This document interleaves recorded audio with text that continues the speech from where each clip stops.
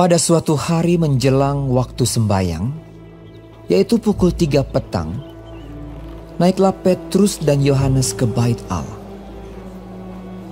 Di situ ada seorang laki-laki yang lumpuh sejak lahirnya sehingga ia harus diusung. Tiap-tiap hari orang itu diletakkan dekat pintu gerbang bait Allah yang bernama Gerbang Indah untuk meminta sedekah kepada orang yang masuk ke dalam bait Allah. Ketika orang itu melihat bahwa Petrus dan Yohanes hendak masuk ke bait Allah, ia meminta sedekah. Mereka menatap dia. Dan Petrus berkata, "Lihatlah kepada kami."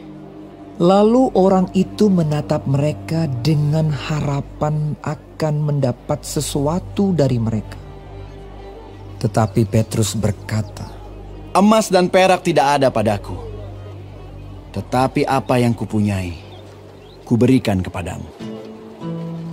Demi nama Yesus Kristus, orang Nazaret itu, berjalanlah."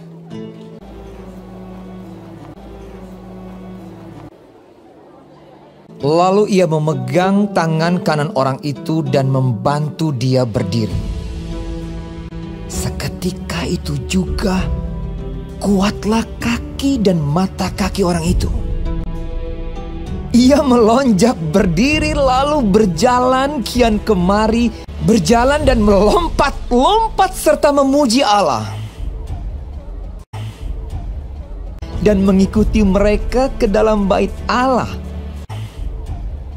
Karena orang itu tetap mengikuti Petrus dan Yohanes, seluruh rakyat itu melihat dia berjalan sambil memuji Allah. Lalu mereka mengenal dia sebagai orang yang biasanya duduk meminta sedekah di gerbang indah bait Allah. Sehingga mereka takjub dan tercengang tentang apa yang telah terjadi padanya. Maka seluruh orang banyak yang sangat keheranan itu datang mengerumuni mereka di serambi yang disebut Serambi Salomo. Petrus melihat orang banyak itu lalu berkata, "Hai orang Israel, mengapa kamu heran tentang kejadian itu? Dan mengapa kamu menatap kami seolah-olah kami membuat orang ini berjalan karena kuasa atau kesalehan kami sendiri? Yaitu Yesus. Dan karena kepercayaan dalam nama Yesus, maka nama itu telah menguatkan orang yang kamu lihat dan kamu kenal ini. Dan kepercayaan itu telah memberi kesembuhan kepada orang ini di depan kamu semua. Hai saudara-saudara, karena itu sadarlah dan bertobatlah supaya dosamu dihapuskan, supaya Ia memberkati kamu dengan memimpin kamu masing-masing kembali dari segala kejahatan."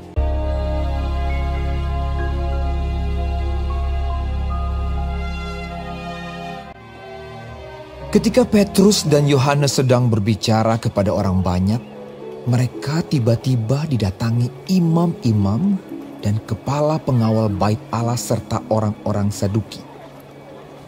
Orang-orang itu sangat marah karena mereka mengajar orang banyak dan memberitakan bahwa dalam Yesus ada kebangkitan dari antara orang mati. Tetapi di antara orang yang mendengar ajaran itu banyak yang menjadi percaya, sehingga jumlah mereka menjadi kira-kira 5.000 orang laki-laki. Mereka ditangkap dan diserahkan ke dalam tahanan sampai keesokan harinya karena hari telah malam. Pada keesokan harinya, pemimpin-pemimpin Yahudi serta tua-tua dan ahli-ahli Taurat mengadakan sidang di Yerusalem.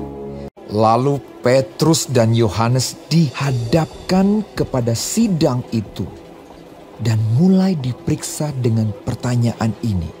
Dengan kuasa manakah atau dalam nama siapakah kamu bertindak demikian itu? Maka jawab Petrus, bahwa dalam nama Yesus Kristus, orang Nazaret yang telah kamu salibkan, tetapi yang telah dibangkitkan Allah dari antara orang mati, bahwa oleh karena Yesus itulah orang ini berdiri dengan sehat sekarang di depan kamu. Yesus adalah batu yang dibuang oleh tukang-tukang bangunan, yaitu kamu sendiri. Namun ia telah menjadi batu penjuru. Dan keselamatan tidak ada di dalam siapapun juga selain di dalam Dia. Sebab di bawah kolong langit ini tidak ada nama lain yang diberikan kepada manusia yang olehnya kita dapat diselamatkan.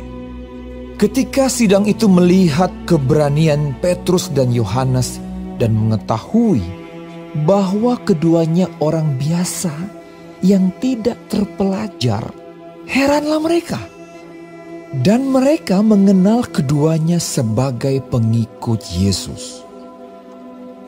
Tetapi karena mereka melihat orang yang disembuhkan itu sudah lebih dari 40 tahun umurnya, berdiri di samping kedua rasul itu, mereka tidak dapat mengatakan apa-apa untuk membantahnya.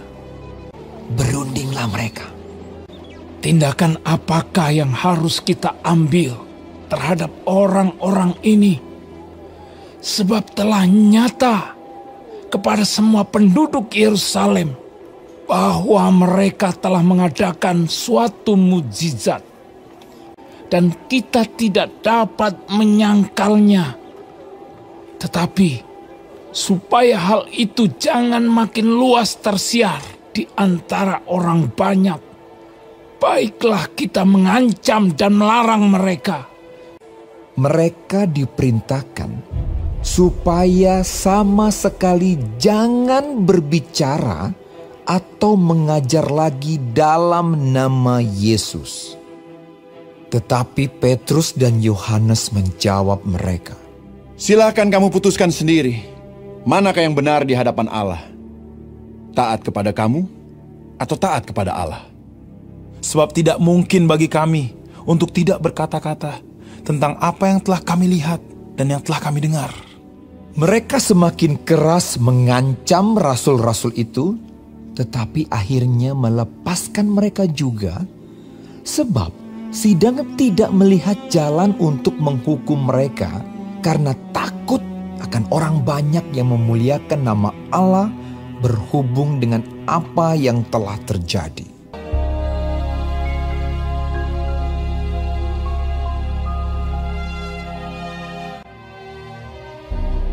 Semua orang percaya selalu berkumpul di Serambi Salomo dalam persekutuan yang erat. Mereka sangat dihormati orang banyak. Dan makin lama, makin bertambahlah jumlah orang yang percaya kepada Tuhan, baik laki-laki maupun perempuan, dan oleh rasul-rasul diadakan banyak tanda dan mujizat di antara orang banyak. Bahkan mereka membawa orang-orang sakit keluar ke jalan raya dan membaringkannya di atas balai-balai dan tilam, supaya apabila Petrus lewat, setidak-tidaknya bayangannya mengenai salah seorang dari mereka. Dan juga orang banyak dari kota-kota di sekitar Yerusalem datang berduyun-duyun serta membawa orang-orang yang sakit dan orang-orang yang diganggu roh jahat, dan mereka semua disembuhkan. Akhirnya mulailah imam besar dan pengikut-pengikutnya bertindak sebab mereka sangat iri hati. Mereka menangkap rasul-rasul itu, lalu memasukkan mereka ke dalam penjara kota. Tetapi waktu malam, seorang malaikat Tuhan membuka pintu-pintu penjara itu dan membawa mereka keluar. Katanya, Pergilah, berdirilah di bait Allah, dan beritakanlah seluruh firman hidup itu kepada orang banyak. Tetapi ketika pejabat-pejabat datang ke penjara, mereka tidak menemukan rasul-rasul itu di situ. Katanya, Kami mendapati penjara terkunci dengan sangat rapinya, dan semua pengawal ada di tempatnya di muka pintu. Tetapi setelah kami membukanya, tidak seorang pun yang kami temukan di dalamnya. ketika kepala pengawal bait Allah dan imam-imam kepala mendengar laporan itu, mereka cemas dan bertanya, apa yang telah terjadi dengan rasul-rasul itu? Maka pergilah kepala pengawal serta orang-orangnya ke bait Allah, lalu mengambil kedua rasul itu dan menghadapkan mereka kepada mahkamah agama. Imam besar mulai menanyai mereka. Dengan keras, kami melarang kamu mengajar dalam nama itu. Namun ternyata kamu telah memenuhi Yerusalem dengan ajaranmu. Tetapi Petrus dan rasul-rasul itu menjawab, Kita harus lebih taat kepada Allah daripada kepada manusia. Allah nenek moyang kita telah membangkitkan Yesus yang kamu gantungkan pada kayu salib dan kamu bunuh. Dialah yang telah ditinggikan oleh Allah sendiri menjadi pemimpin dan juru selamat. Dan kami adalah saksi dari segala sesuatu itu. mendengar perkataan itu sangatlah tertusuk hati mereka. Dan mereka bermaksud membunuh rasul-rasul itu. Gamaliel, seorang ahli Taurat, berkata kepada sidang, Biarkanlah mereka. Sebab jika maksud dan perbuatan mereka berasal dari manusia, tentu akan lenyap. Tetapi kalau berasal dari Allah, kamu tidak akan dapat melenyapkan orang-orang ini. Mereka memanggil rasul-rasul itu, lalu menyesah mereka dan melarang mereka mengajar dalam nama Yesus. Sesudah itu mereka dilepaskan. Rasul-rasul itu meninggalkan sidang mahkamah agama dengan gembira, karena mereka telah dianggap layak menderita penghinaan oleh karena nama Yesus. Dan setiap hari mereka melanjutkan pengajaran mereka di bait Allah dan di rumah-rumah orang dan memberitakan Injil tentang Yesus yang adalah Mesias.